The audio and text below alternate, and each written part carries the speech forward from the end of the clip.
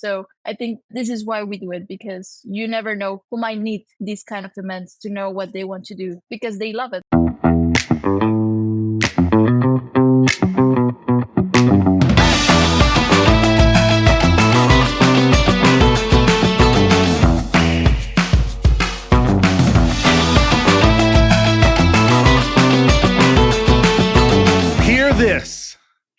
Welcome to Everyday Heroes, a podcast, nay, a show, nay, an optical and auditory experience about the unsung heroes of the tech world, from the phone in your pocket to the world's most critical digital infrastructure.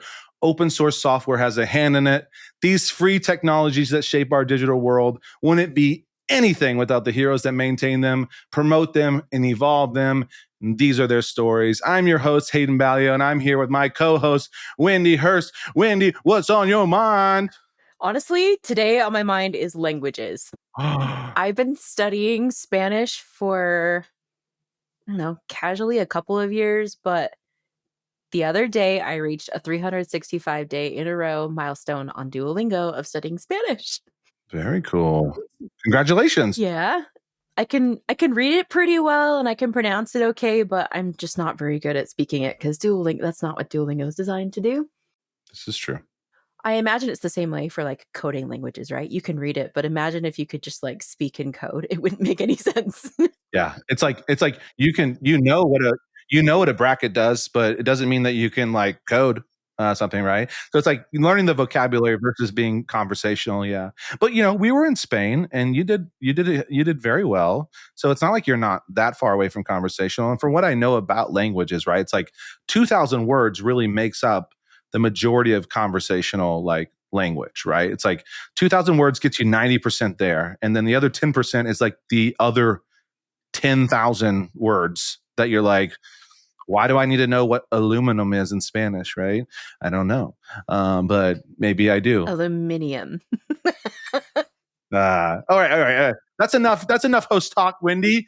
We have a special guest. I'm very thrilled to introduce today's guest, an absolute force in the tech world who's shaping the future of web development and AI, based in Monterrey, Mexico. She's a senior engineer with over a decade of experience creating innovative web solutions across industries like education, health, cannabis, finance, and energy.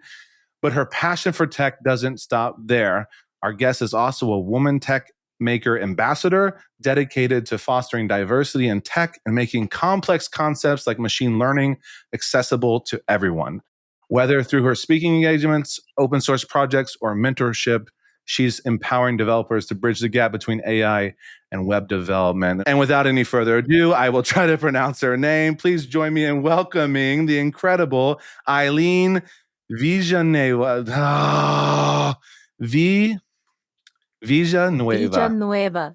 Villanueva. I'm so sorry I butchered it. But you know what?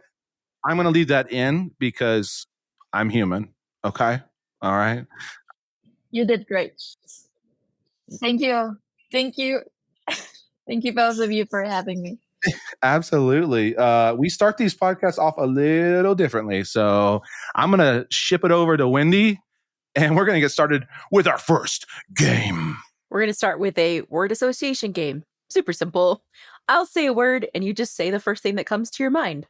Okay, let's do that. Yes. Pulling up the words. Pixel. Phone. Responsive. Web. Interface.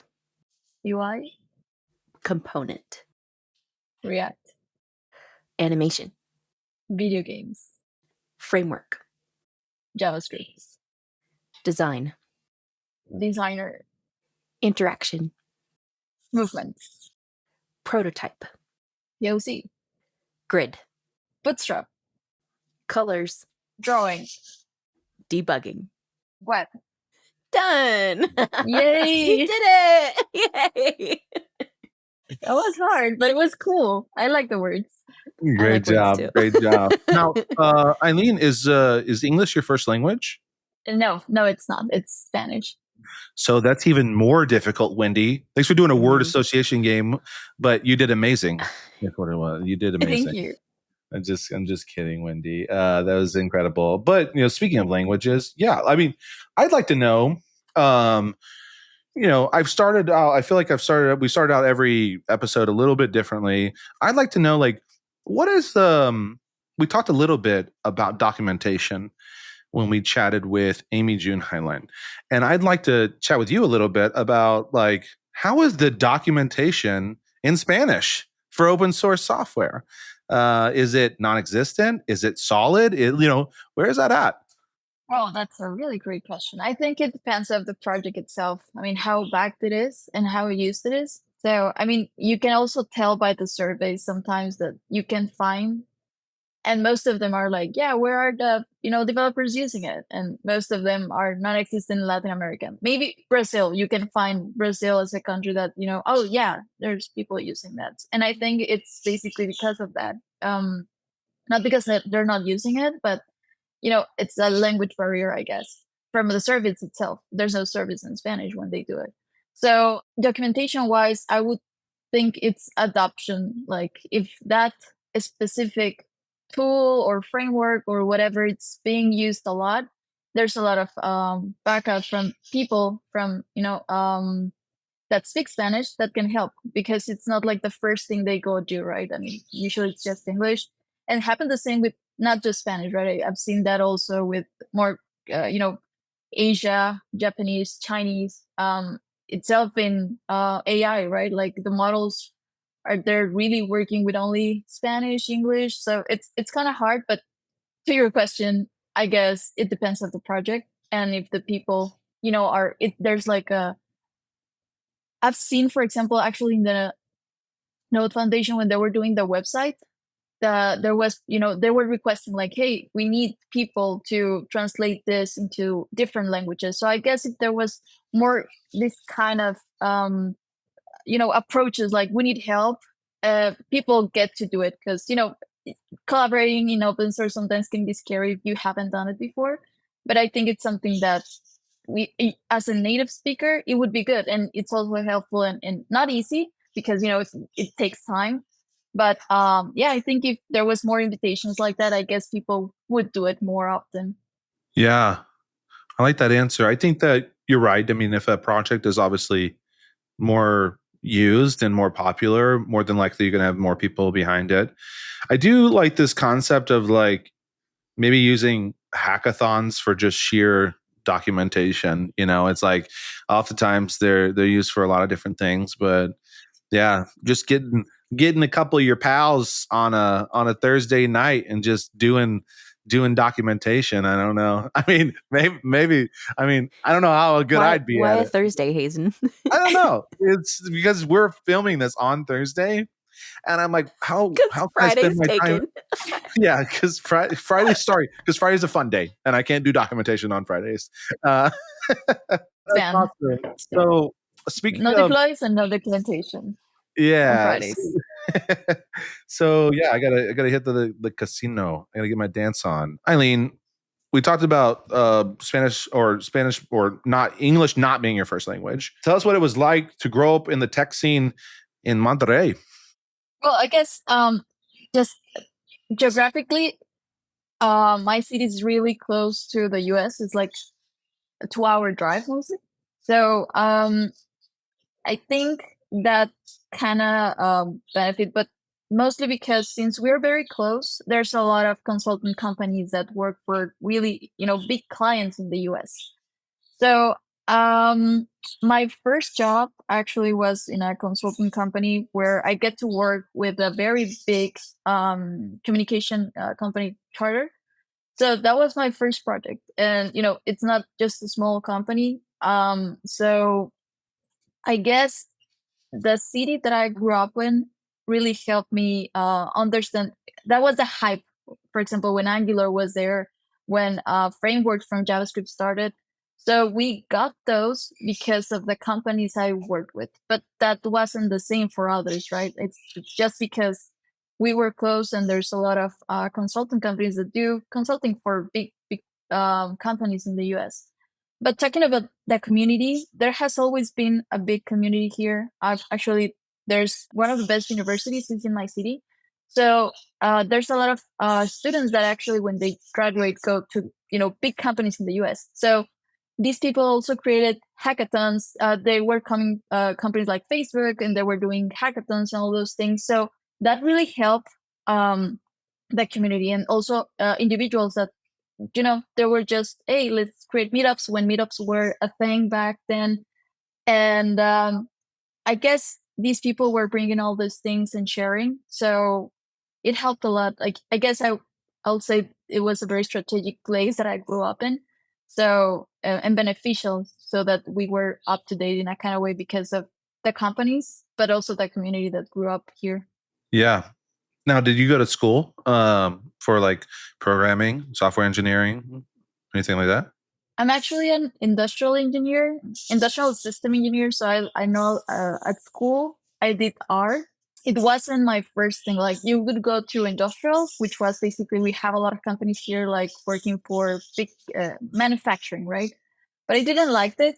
And then I maybe speak good English, but I also teach English at some point. And one of my coworkers, he was studying computer science, actually. So he told me like, hey, I'm doing this thing. And I was like, I'm doing kind of the same, but it's not the same. So I got interested, and I asked him like, hey, can you, help me get into this? And first job, right? I just practiced. I liked it. I knew a little of the base of it just because I was doing R, but I liked it a lot. And I said, okay, I really want to do this for a living. And that's basically how I chose it. Oh, I You love said that. that you do art. What kind of art did you do? It was art for like um, robots, like, because in manufacturing you have to do it for the different kind of devices that you might do. So it was like really basic, but yeah, that kind of art. So do you mean like technical drawings like that? Yeah. So for embeddings, they use C or R depending on the device. So if you're in manufacturing production, sometimes you use devices that need the kind of programming languages. So they teach you just the basic of it if you might need it, but not the core of the whole, career itself. Okay. Gotcha. You have a cat on your head, Aileen. You do. Yes, I just, yeah, I'm sorry. She likes to be there. That's fun though. How many do you have, any other critters there, or just a cat? No, I have more. Like, I have 4 cats. 4 cats? Nice. Okay. You gotta give us their names now. Yeah, one is she's Kali. The other one is Dali. Uh, somewhere in there, and there was the smoking, and yeah, there's just all over the place. Yeah. Well, cats do whatever they want, right? Yeah. Cats do whatever they want. Okay, so nice. And I think we were mishearing you. Did you? And so I want to be sure that we're clear though. And so we're not thinking that you said. Do you say you went to school for art? I just want to make sure, because I'm not connecting the dots between what you were. Yeah. No, industrial engineering, and system engineering. Okay. Wendy, well, I was mishearing something as well. But okay, gotcha. That makes sense. So you were designing robots. What is the there's like a branch. It's called like, it's really cool. It's called like I don't know, it sounds so cool, but it's like what? Mechatronics? The mechatronics. Yeah, that kind of. Or Yeah. no? What Sorry, a I cool interrupted. sounding. Yeah, no, you're good. That's exactly what it is. What a cool sounding like thing. I always thought that was really interesting, because it's like the mix between mechanical engineering, right, and like software, but also like electrical. It's just like you have to like, yeah, it's like, let's create robots, right, you guys, right? I think that's really cool. So, all right, so went to school, got your first job at one of these consultancy companies. Where did your career take you from there? So after that role, or during that role, did you have different positions there, or did you move on to a different company? What led you to where you're at now? Yeah, I guess so. It started there with a consultant company, and actually, I joined that company for Java. We were going to be, there was starting with Java, but there was this huge, as I mentioned, demand where JavaScript frameworks starting to appear with Backbone and Angular and Node at that time. So you could be a full stack, right? That's what I guess was the hype of all of this happening, and they wanted to create applications on it. The thing was that there was not enough talent, and not, I mean, nobody teaches you that in the university, right? So inside of this consultant company, they start creating like kind of boot camps, like, okay, you know that, let's start learning these things. And that's how we it was a group of people that, okay, let's start with working with these technologies. So it was cool, and I learned a lot, like a lot, because we got like a good relationship also with the client, so we would talk with their engineering. So I learned like a lot. I think that was the job where I learned a lot, and then I decided that I like JavaScript. And then moving forward, in tech world, you change jobs very often. I do one for product and then move again to a consultant company. So it's been all around, I guess, as more companies are starting to open also in my city regarding product companies. That's how I also get like more exposure or more knowledge using different frameworks. Not, at that time was Angular, then, React appear, Vue. And yeah, I guess I just fell in love with the JavaScript ecosystem. And that's how I built up my career. Like, I liked it. I wasn't a purist of, I don't want to learn any other, framework. I just love the ecosystem. So any new framework, and, working as a consultant, there's different clients that want different things. So it really helped in the exposure of things that I learned and things that I wanted to do. And what brought you to AI? Besides OpenAI and all the other things that started coming out, but like, what drove you down that path of like, well, this is really interesting, and I want to learn a lot more about this, and I want to kind of start becoming a subject matter expert, and how I can meld AI with JavaScript frameworks and browser based stuff. So yeah, I'd love to know, like, what was that moment, or when were you just like, oh my gosh? Yeah, I guess it was 2019, I guess. I was again at Accenture. I returned to that consulting company, and it was when self-driving cars were in. And there was at that time the big boom of deep learning, which is a branch of AI. And I was like, this is really interesting. But I've had 5-6 years already of career. Like, I would need to start learning Python. Would I be able to get a job uh, not knowing anything about this? So I was like, I really love it. I mean, I understanding, for me, it was amazing seeing self-driving cars, anything regarding deep learning, and I wanted to understand it, but I was like, I just do JavaScript and maybe other language, but how could I make a career out of this? So this was when I thought, what do I do? But then when I started, asking these questions, I started seeing that there was this library called TensorFlow. So TensorFlow has a library for Python, but also have it for JavaScript. And I was like, okay, maybe I don't need to learn another language from start to start, applying things that I know, or from the language that I know. And that's how it started. Google had this library for you to build things with JavaScript, either within Node or within your JavaScript client application. And there were a lot of libraries. Actually, TensorFlow evolved from, I believe, something called ML5 or something like that. So there were a lot of people with the same, concern, like, how do we get this into the web, right? Because I think nowadays it's easier to get a hand of AI, but back then it was just Python. And how do you showcase these things? How do you show them if they're just code, right? There was no Gradio at that time where you could just demo something with the UI. So I guess that was the constraint, and people said, okay, let's bring this to the web, and that was the first approach that I had.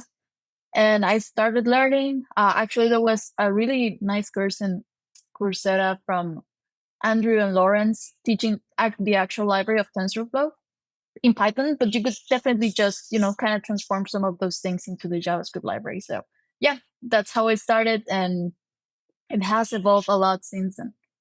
Oh, no doubt, right? I don't know of another technology that has quite evolved as quickly as what we would call AI, right? Or LLMs or whatever you want to, especially in the visual space. I continually get baffled at the visual output of things like Midjourney and Runway and all these other kind of like video tools, like text to video tool. They're absolutely incredible. They're wild. I'm following your journey. You got super interested in this. You found some other like-minded people that were like, yeah, this is really interesting. Since that moment of like, oh wow, I want to learn a lot more about this. When did you start taking on the mantle of educating people about this? Yeah, so I learned this was 2019, and they invited me to we have another community here in my city called Women Who Code. So I was working at another consulting company. They were like, hey, they want somebody to give a talk, and I was like, okay, I can try. I mean, I'm learning this thing of TensorFlow. I think I can give something. And that was my first, talk regarding AI and JavaScript, and that was back 2019, right? And I really liked it, and people were like, "Wow, does it exist? This is amazing." I really liked it. The thing was that, COVID happened. Meetups, there were no more meetups, no more conferences, no more these kind of things. And of course, this was very experimental, right? I couldn't find the work that I was doing. It was not related to it, so there was no way for me to continue doing this on a way professionally. And so I moved away from that for a while. But then, people starting to come back after COVID. And I said, like, you know what? I'm still interested in this thing. I want to, continue doing this thing and learning about it. And also it had evolved, right? I mean, it didn't wait for me to, to see what it was. So it did evolve a lot. So there were a lot of books, there were a lot of things and people that were already having a community out there. So I was like, yeah, I'm going to continue. I want to learn this. And that was, I guess, 2021 or 22, I guess, when I again started doing this. Was inside a consulting company. They were doing this. It was called Engineering Days, and they were saying, "Hey, if you want to share something to the company itself, could you submit a talk?" And I say, "Okay, I want to take this back." And another thing that has helped is when I do talks, is because I also want to learn more. It gives me like a push to, okay, if I need to teach something, I must understand it to actually teach somebody, right? So like, okay, if I want to get back on track on learning these things, I need to push myself on this. So I submitted the talk. It was selected, and this was in Romania. So I traveled to Romania to give this talk. So this was my first travel to give a talk, and I really liked it. And from that on, that's been how I've been doing it. So it just started with that one talk, and then I have not stopped since then. I love that. I met you at a conference for the first time in person, ViewConf USA, and I was lucky enough to get to go for Hero Devs, which I think now is as good a time as any to introduce Hero Devs to everybody watching or listening. And so just give me 30 seconds. Everyday Heroes is brought to you by Hero Devs. Hero Devs offers secure drop-in replacements for your end-of-life open source software through our never-ending support product line. You get to stay compliant with the likes of SOC 2 and HIPAA and FedRAMP and all the other acronyms and regulatory bodies you can think of, all while also getting real vulnerability remediation. You don't have to choose between a new feature and security, and with over 800 clients, you can be confident that your unsupported open source is in good hands. So if you need us, we're here. And if you don't, well, that probably means you've migrated to the newest version. So huzzah! Either way, visit herodevs.com to learn more. Now back to your regular scheduled programming. Peace. Well, Aileen, I think it's time for our second game of the episode. Are you ready? All right. Wendy, take it away. This is a game that we made up called Fork, Star, or Deprecate. In this game, I'm going to say anything from an open source tool or a programming language to a ridiculous concept and tech that we made up. And you decide whether you want to fork it and improve it, star it, leave it alone, or deprecate it, retire it entirely. Are you ready? Okay. I think so. Yes. Okay. TensorFlow.js. It's browser-based AI models. Fork, star, or deprecate? Star. I think star and improve also. Yeah. Okay. Ethical considerations when integrating AI into web applications. Star. Google Colab as an accessible AI tool for education. Star. Browser-based real-time object detection. Star. A lot of stars. I love them all. I love them all. Good. Okay.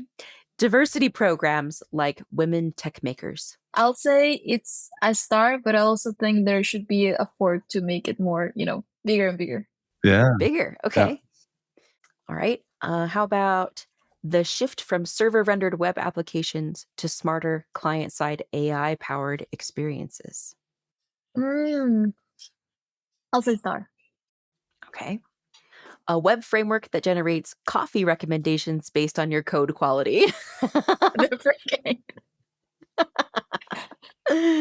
So you don't like coffee. Got it. I love coffee. I really, really love. But, I don't think we need AI still for those things. But yeah. Okay. Last one. You ready? Okay. An AI that adjusts your website's theme and colors based on your current mood. Oh, come on. I love that one so much. It was amazing, but only if you see it. I mean, if you're at the office or anything, everybody would know how you're feeling, right? I mean, so there's two ways for that. That is so What color true. would it normally be for you? Yes. Do you think? What color do you think it would be? I think I like blue, I guess. I'm not sure if that would I don't set know. a mood I don't know what something, mood that is. Is that just is that naturally like sadness? I don't know. I'm feeling cold, so I think that's why I chose blue. There you go. Okay. Oh wow. Hayden, what about yours? What would your color be? Oh man. On a regular basis for your Purple, current baby. mood generally. Purple. I got it. Purple. I love purple, and I don't know. I feel like it would also be a little bit of yellow. I'm usually pretty happy. There'd be some times where it's like I don't know, what's a really stressful color that's not red? I associate red with anger. What's like to y'all, what would be a stressful color? Orange. But that's anxiety from the new I might be biased. Yeah. Yeah. Well, that's fair. I think I'm completely biased, even though purple is purple embarrassment in the movie? I can't remember. Fear is purple? Oh, yeah. Well, I don't really have that. So. But I don't doesn't have to match the movie that is I know. made of I just, I am biased though because that movie is really fun. It's a great movie. What about yours, Wendy? I think I'm whatever cheerful color, green, pink, yellow most of the time, except for when I'm using HubSpot, Salesforce, or Asana. Then it's red. It's red all the time. It's just red. It'll be flashing red like this. Red. She said red. I'm angry. Wendy, would that be? I am angry. Would that be a fork or a deprecate for those apps? Oh gosh. HubSpot fork. I think it's a really good idea. It just needs a little help. It just needs a little nudge in the right direction. I like it. Salesforce. Oh God. Honestly, deprecate. I really, really don't like Salesforce. Asana, fork it. It's a good foundation of things. It could be better. I will say this, Aileen. Wendy's our tool master here as well, but I'll say this: like HubSpot and Asana are great, and to this day, I still don't understand why there's just not a CRM system that checks all the boxes that people need on a regular basis, right? It's just like I don't know why there's still things missing when it's like you've been around forever, HubSpot. And they're not even included in like the most premium package wherever you're just like, oh yeah, if you spend $1 bajillion, you get this. It's like, no, not even with that. It's like, why isn't this stuff just standard? This like stuff that just makes sense. Why is it not standard? Anyways, but me and Wendy could have a whole other podcast of venting about HubSpot and Asana. Yeah, that would be great. We'll invite a HubSpot developer on here sometime. We'll have some words. Yeah. So, okay. All right, circling back. Yeah, circling back though. Thanks for playing our game. Was that the last one, right, Wendy? No, it's not the last one. Are you crazy? What was the current mood? I was just saying, like the current mood, the website theme. Oh, you That mean was the last one for that for last that question for game? that game. Yes. Yes. Okay. Got it. Okay, we can officially move on. Wendy mentioned women tech makers, and I know you're an ambassador of the program. Tell us a little bit about the program and what other. You also said you were in a group, women in code, I believe you said there in Monterrey or wherever you live right now. And so, yeah, I'd love to tell us a little bit more about like.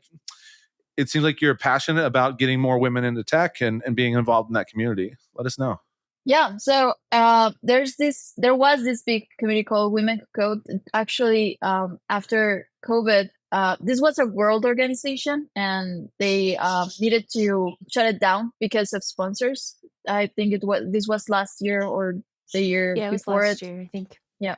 Mm-hmm. And so that was a big community here. Even during COVID, they were doing events. I was not part of that community, but they invited me to do a talk, and it was really hard for that community, right?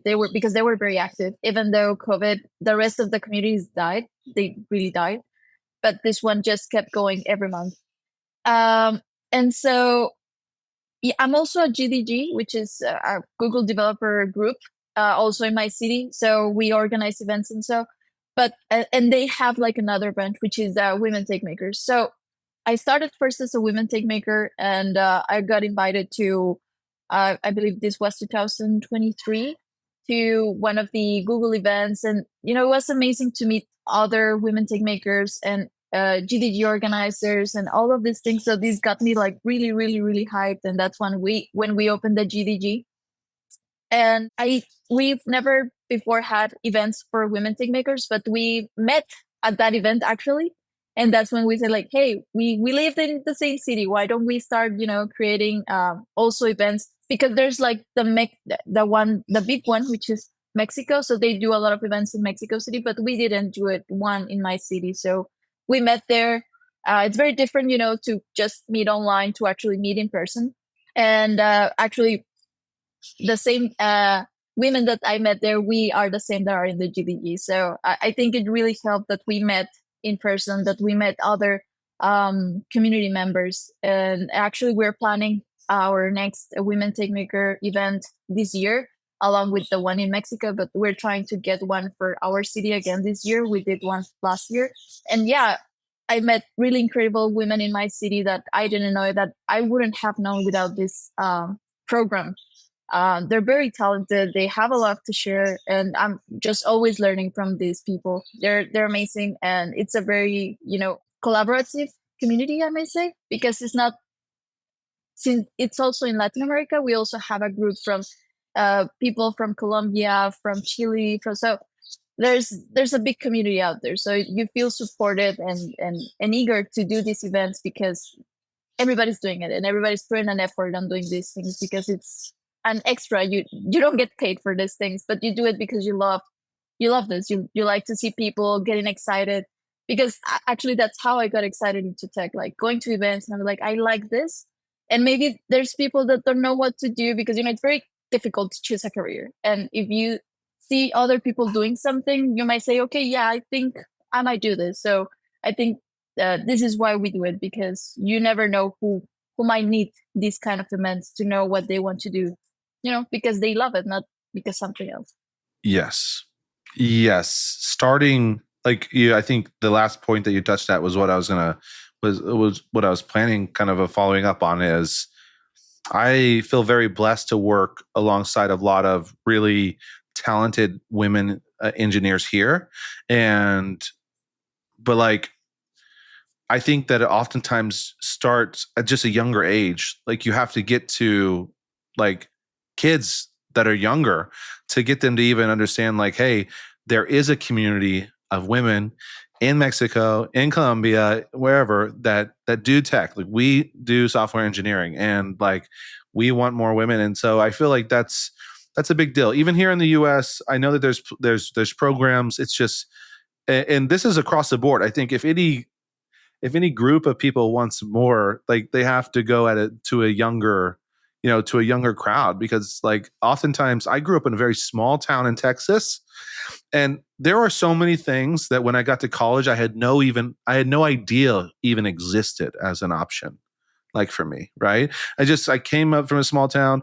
And when you mentioned things like, you went to the consultancy agency and that's where you learned a lot of new like software and frameworks about that stuff. It's like, it's clear that like even you weren't getting that kind of like information outside of ingraining yourself inside of a place where like it was almost forced upon you to learn. And so, yeah, I love that. Well, I hope that you branch out into like the high schools or whatever, or the colleges, and start recruiting, because it's I think that would be really cool. That's awesome though. So I want to follow up though with one other thing you said, and I'm blanking on it.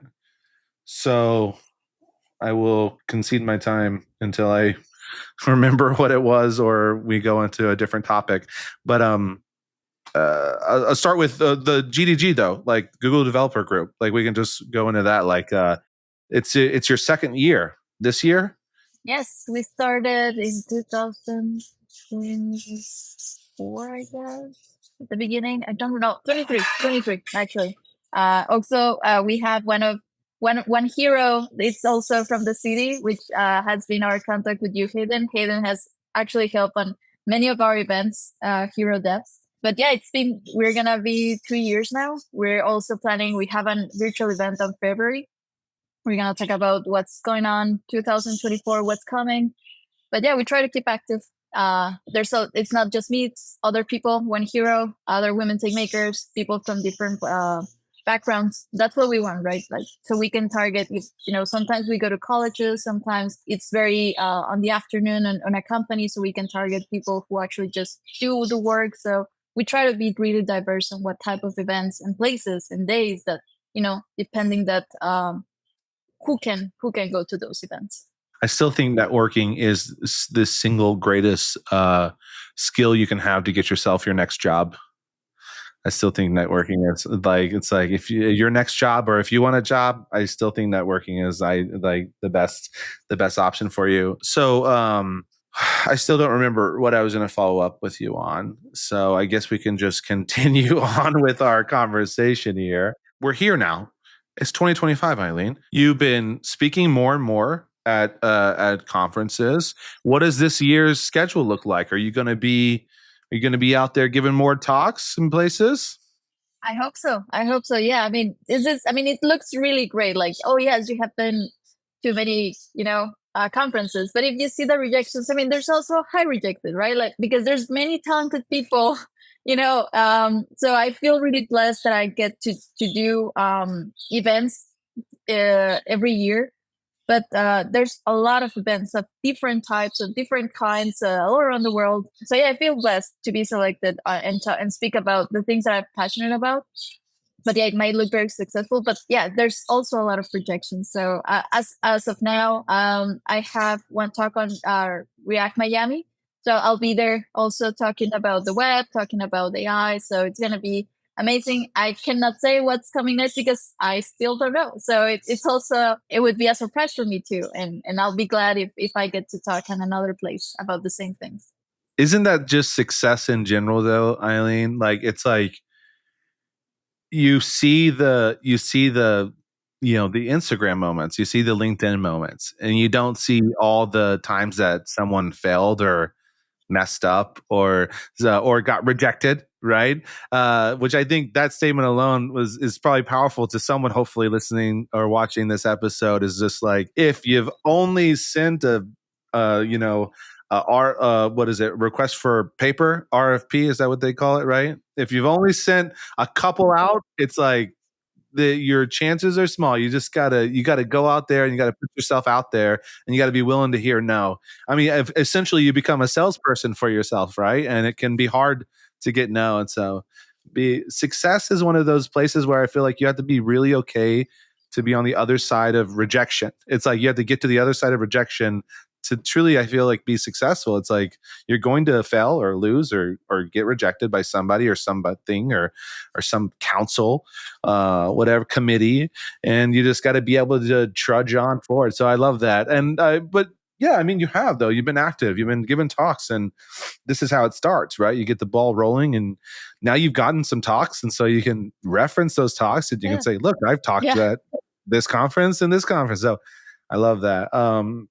What is I haven't asked anybody on this podcast yet. So I'm very excited to ask you. Like, what is Eileen's like 5-10 year vision? What do you want to be?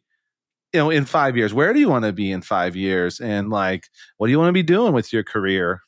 It's hard to know right now. Like, actually, I was hearing something, and not because my life depends on AI, because it doesn't. But things are changing really, really fast, and not just on tech world. It's everything changes so fast. So I would like to continue working on AI, not because it's a hype, not because it's what it's gonna be building from the next couple of years, I guess, but because I liked it. But at some point, I would also like to, just have a coffee shop. I actually would like to have a coffee shop sometime in the next, maybe 10 years, and just move away from tech and just do it because, I loved it. And on the side, because, I loved it. And that's still what I'm doing today. Like, I do the speaking because I like to learn and I like to listen what everybody has to say about this, stay up to date. But at some point, it's too much sometimes. It can be overwhelming. So yeah, for the next couple of 5 years, I would like to continue doing something like this, or the way that it might evolve. But maybe 2 years from now, I would just want to have a coffee shop and just serve coffee to people. Your answer now makes so much more sense to the coffee recommendation that you talked about. When you said some things don't need AI, I was like, yeah, you're right. But now it makes more sense. You're like, listen, don't F with my coffee, right? Like I said, coffee shop does not equal tech for me. Like you're like, please do not. Yeah. That's so funny. Coffee is for humans. Yeah. Yeah. Oh, well, I'd like to watch an AI drink coffee, huh? Yeah, exactly. No, I love coffee as well, You can make Eileen. I suggestions all really day, do. but it's not going to drink it. Yeah. Yeah. Yeah. Oh man, that's funny. Oh, that's an amazing goal though. I mean, I think a lot of people you know, they have something that they enjoy, right? They have something that they have fun with, that they love to learn about. But in a lot of ways, I think in all of corporate world, sometimes your end all goal is to not just work for another company for the rest of your life and to just do programming. It's like sometimes your goal is to have a coffee shop. I completely understand this sentiment. Wow, that's amazing. So if you I'll pause. I'll pause because I think it's time for game number 3, right, Wendy? Yeah. Okay. This Yeah, is game number yeah, three yeah, of yeah, three. yeah. It's our Game final number game of the 3. show called Not My Job. We're going to Okay. ask you 3 questions that have nothing to do with your job in the real world or anything that we've talked about today, and everything to do with what you know about odd festivals and celebrations. Are you Okay. ready? And so, what do I have to say or do something? It will be a multiple choice question. You don't have to stretch too hard. And of course, the word odd is kind of in the eye of the beholder. So maybe some people think it's totally normal.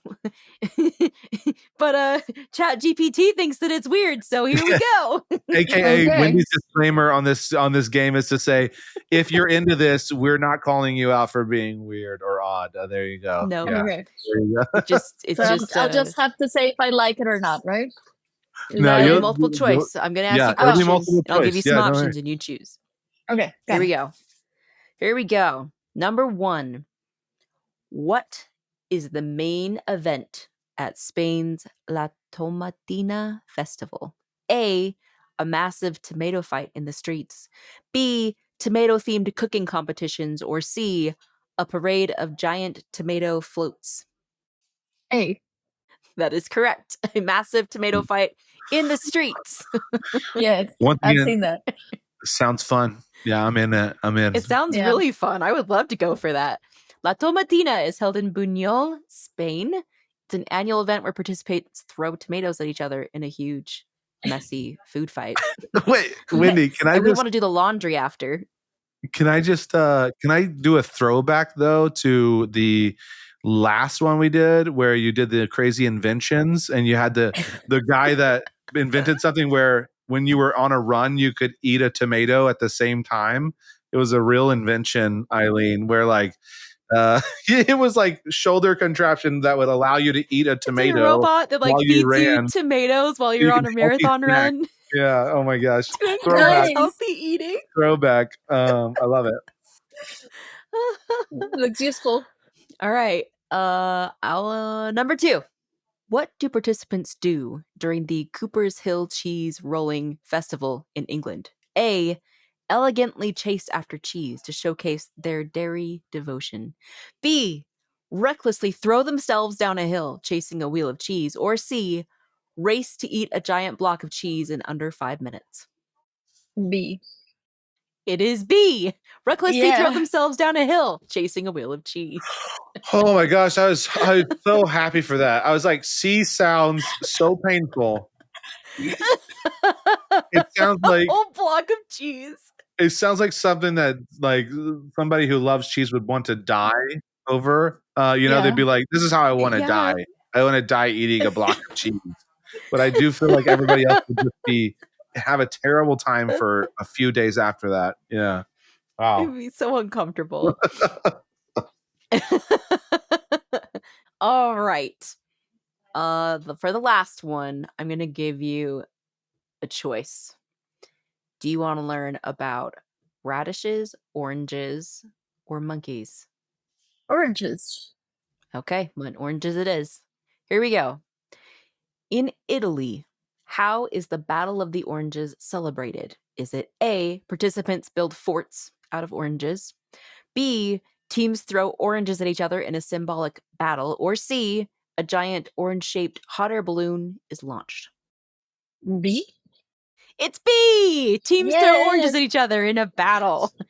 This festival is in Ivrea, Italy. It reenacts a medieval battle using oranges as weapons in a chaotic but symbolic street fight. Nice. So tomatoes and oranges. Tomatoes and oranges. Never say citrus in it. Who knew that throwing fruit could be so fun, or celebratory, or symbolic? Does Mexico have any fruit throwing traditions, or just chanclas? Not that I know of, but we have piñatas, so we just hit something. That's true. I do have a bonus question that relates to Mexico. You want me to ask it? I'm going to ask it. Yeah, we're going to throw in a bonus question. Number 4. Maybe you know the actual answer and not just guessing. Here we go. Okay, let's see. What happens during the Night of the Radishes in Mexico? A. People carve elaborate sculptures out of radishes. B. Radishes are thrown at houses to ward off evil spirits. Or C. A radish eating contest to determine the festival winner. I didn't know this was even existed in Mexico, so I'm a traitor of my own. I don't know. I'll say B. You going with throwing again? Yeah. First of all, Mexico's a big place. I don't expect you to know everything about your country. The answer is A. People carve elaborate sculptures out of radishes. It's in Oaxaca, Mexico. I hope I'm pronouncing that correctly. Okay, Oaxaca. It's the Night of the Radishes. It celebrates creativity, with locals carving radishes into designs and sculptures, which are often depicting religious or cultural scenes. Wow. I'm going to have to look up some pictures of that. I got to look up some of these radishes. Yeah, I got to see what a solid radish like art looks like. Well, that was fun. I learned a couple things, and obviously how ChatGPT can be very siloed to the same topics if you're in the same thread, and then two, how many countries like to throw things. Yeah. And I'm just wondering if we have like I threw things for a living for a while, a track. So I like to throw things too, but I'm just like, Do we have any festivals where, oh yeah, we do. Like there's tons of pumpkin throwing contests around like the fall time period, actually. Oh my gosh. So much stuff gets thrown. Okay. Anyways, but you don't throw pumpkins at Okay. people. You don't like pelt people. No, that would be dangerous. Well, even if you threw an orange, Hayden, I feel like even if you threw an orange or a tomato in your hands, it might be a weapon. Might hurt Yeah. somebody for sure. Death by citrus might be the title of this Death by episode. Who knows? I'm gonna peel your skin with this orange. Sorry, no more puns. I'll stop now. Oh God. Okay. I this has been amazing talking with you today, Aileen. I have one more question before we end, if that's cool. This is one that I ask everybody.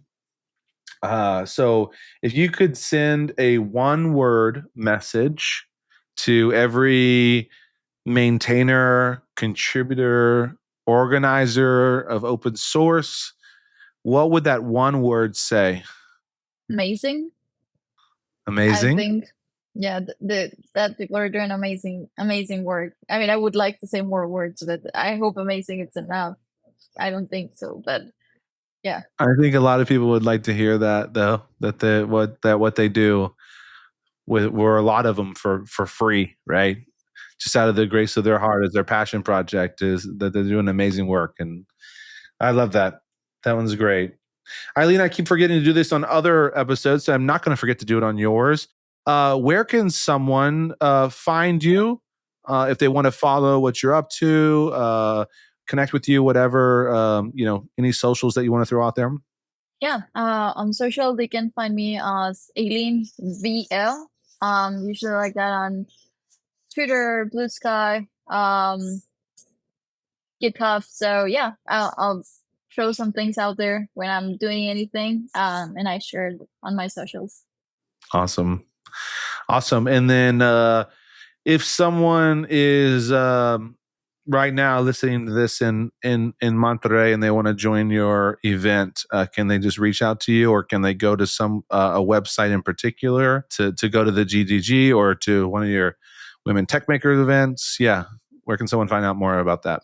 Yeah, definitely. So yeah, they can definitely reach out. But there's actually web pages for either GDG or Women Tech Makers to actually look for an event near you. So it would actually take you to an event that's happening near you, anywhere you are. We're already preparing stuff for International Women's Day, so there's going to be a lot of events. So definitely go look for those that are near you in International Women Tech Makers webpage or Google Developer Groups webpage. Oh, awesome. Love that. Okay. Aileen, thank you for coming and chatting with us. Thank you for having me. It was amazing. I loved the games and I loved the topics. It was really amazing talking to you. I'm glad we had a lot of fun too. And thank you for watching, listening, whatever you're doing. Maybe you're working out and you got this in your ear and you're just listening to me and Wendy talk about things with cool people. But regardless, thank you. Share it with somebody that you think would get a nugget of wisdom from the episode, and hopefully you keep on being the heroes of your tech world. We'll talk to you later. Peace.